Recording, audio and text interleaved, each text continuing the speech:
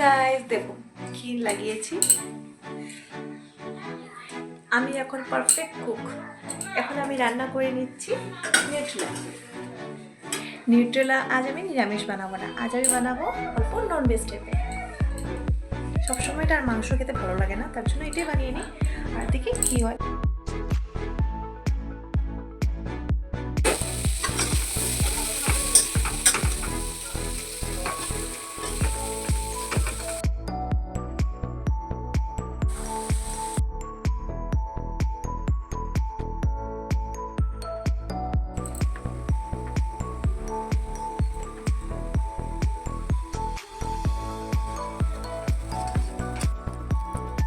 কখনো কখনো ম্যাগি মশলায় খাবার টেস্টটাই বদলে দেয়।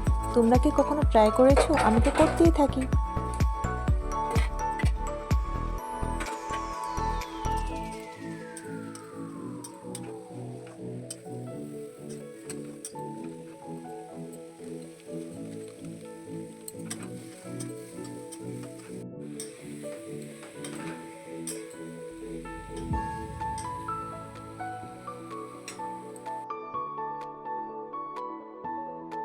সয়াবিন বানানো আমার হয়ে গেছে। আমি তো নিরামিষ সয়াবিনটা বানাই, আজ আমি ননভেজ টাইপের বানালাম।